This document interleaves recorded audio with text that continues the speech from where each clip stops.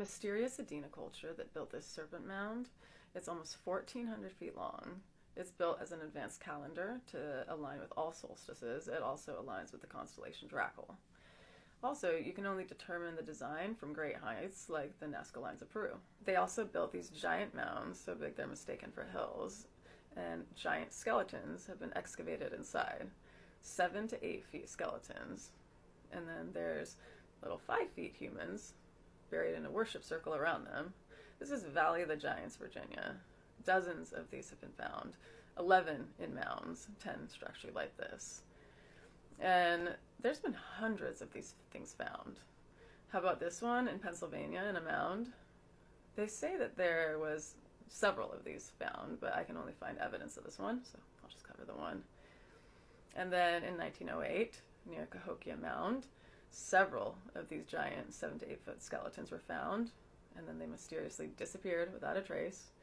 Pretty much most of them were excavated in the late 1800s, early 1900s. Several of these giant 7 to 8 foot skeletons were found, and then they mysteriously disappeared without a trace. Pretty much most of them were excavated in the late 1800s, early 1900s, and they're all estimated to be about 2,000 to 3,000 years old. All right, I'm going to start by saying everything is my opinion in this. If I, give you facts about skeleton sizes, I'll let you know, or reading articles showing you footage. Okay, in my opinion, MCI runs the media, and anytime there's, something not in favor of the government, they'll do damage control. They'll spin facts into fiction, and you'll just see debunked or fact checked, pretty much like as long as you can scroll. And all of the articles that are reputable seem to just disappear or just get buried. This is a perfect example for me. Okay, so I was noticing the Smithsonian involved in all these huge 7 to 12 feet skeletons being found, but I couldn't find photos of any of them. Then there was also groups of skeletons disappearing. Trying to put 2 and 2 together, and I Google, is the Smithsonian destroying skeletons? Oh, it's a fact check. The Smithsonian destroyed thousands of skeletons. Debunked, all that stuff. And I eventually just gave up. They're all like this, so I can't use this even though I know there's something there. They're all just gonna attack the trolls, But let's look at some documentaries, articles prior to these articles, where first of all, nobody was saying thousands of skeletons. However, Jim Ferreira, who's investigating it, he's found 1,500 cases, documented real cases of skeletons, just in newspapers and books. So honestly, by doing this fact check thing, they probably revealed really how many they have actually destroyed. So a race of giants, our hidden history, talking about the Smithsonian, all the facts involved. And I'm just going to bring up a little article prior that was saying, how the Smithsonian was aggressively going after all these skeletons that, unearthed in North American mounds. So they start out by establishing themselves as the anthropological authority bar none. They manipulate them into sending them the skeletons. And, just for analyzation. And then weeks turns to months, months turns to years, years to decades, and then the person dies. The next generation is trying to get the evidence, and then at one point they're just like, we don't really know what you're talking about. Nobody sent us any skeletons. And then they're just, starting to question Grandpa's crazy story about finding the giant skeleton.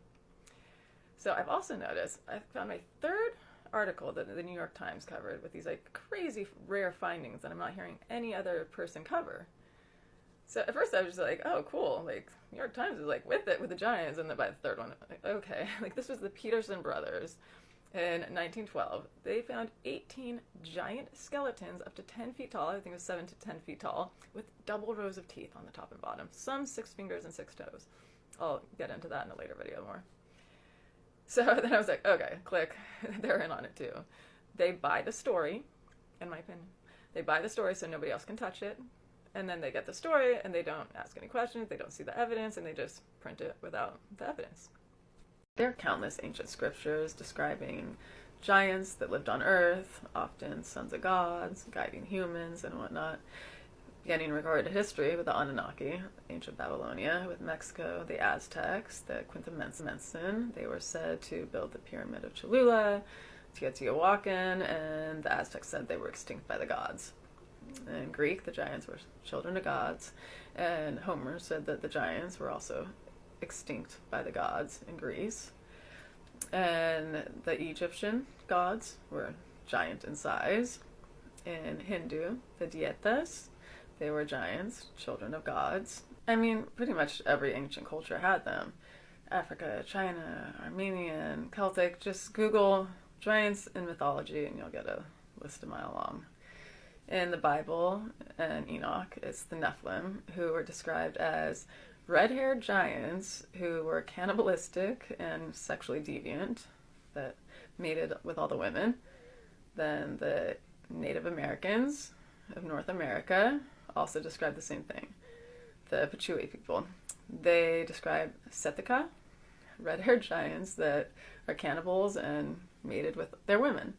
And, you know, this wasn't mythology. They were trying to prove it. They knew of a few that were burnt alive in a cave, and they were trying to prove it and get it excavated, but they wouldn't.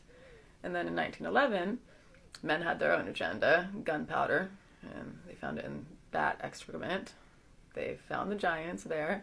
There was a 8.5-foot giant that was male, and then a 6.5-foot giant that was female. And then they started finding others around, one even 10 feet, like pretty. That was Lovelock Cave. And then just down the street from Lovelock Cave, another like 8.5, 10-foot, and then a 7-foot giant. And, you know, but normally they seem to be well-intended and, you know, guiding humans, but there's more than one race or species of extraterrestrial, so maybe another was just playing a prank or something. The ancient inhabitants of Easter Island. The log of the very first ship that landed there describes giants living there that were a priestly class of the Rapa Nui people that were overseeing the building of those Easter Island heads. Not heads, they were bodies, but now they're heads. And also, same with the early settlers of America. Their journals describe giants of each Native American tribe guiding them. So there's actually like legit written evidence of this since forever ago, which, you know, we now have the bodies as evidence too. So it's not mythology. And, you know, gigantism, like the pituitary gland malfunction, that is 0.0007%. Extremely rare. When is the last time you've seen one? Like never in person, right? In the media, early 1900s. And that guy was under 9 feet. He was 8.11. So you can imagine this like 10-foot giant.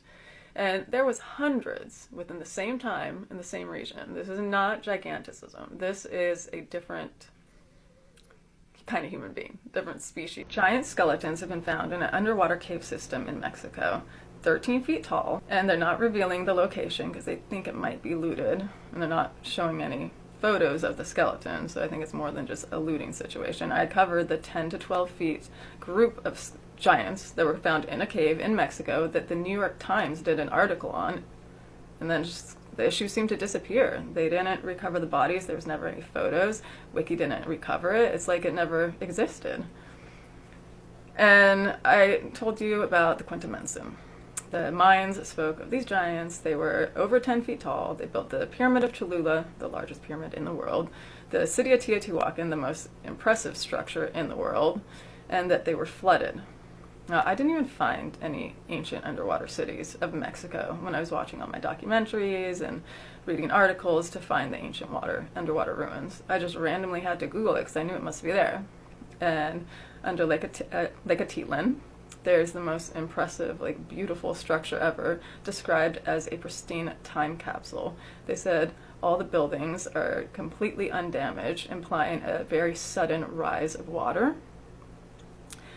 And there was, so far, 30 homes, an entire plaza, 16 religious structures, saunas, and saunas used to be huge back then. And then they said sonar scanning systems are finding other underwater ruins under the lake that I guess nobody's exploring right now, or it's top secret, I don't know.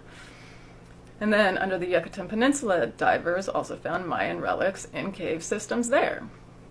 And, you know, they could be using, if they weren't categorizing this as mythology and actually were like reading it in a historical view, they could be correctly dating all this information that they're just completely so far off of. Both the Bible and the book of Enoch tell about the Watchers, sons of God, like watch over us, guardian angels, I guess. But the book of Enoch goes into a lot further detail. Remember, the book of Enoch has the stories that the Bible decided to cut out, and tells of them coming down to earth, being with the women, sleeping with the women, and giving them knowledge, teaching them cosmetics and jewelry and magic and weaponry and astrology, just, all the forbidden knowledge that made the world wicked. Another story condemning knowledge. Now, our interpretation was that they slept with the women. That was the problem. But if you watch enough of my videos, you know that they've been doing that since the beginning of time. They were there to sleep with the women. The problem was that they gave them knowledge in the process. Now, there's also a mixed interpretation that the Nephilim were sons of the Watchers, and that's not the case. There's even a passage that clarifies that. It says, "And the Nephilim were there in those days when the angels came and were with the women, and before and after." And this aligns with what Mateus Spana says, that the Nephilim were there since the beginning, before the Anunnaki, with the white serpent people, since the dinosaurs. It makes sense with their stature. And that the 12 families of Atlantis, those giants, were scared of those giants. Not for any reason, just, they were on another land, and it was like, oh, stay away from the giants, much larger than them.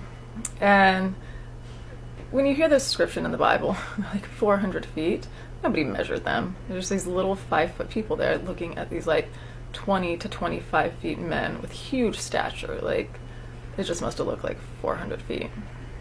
Now, I've found evidence.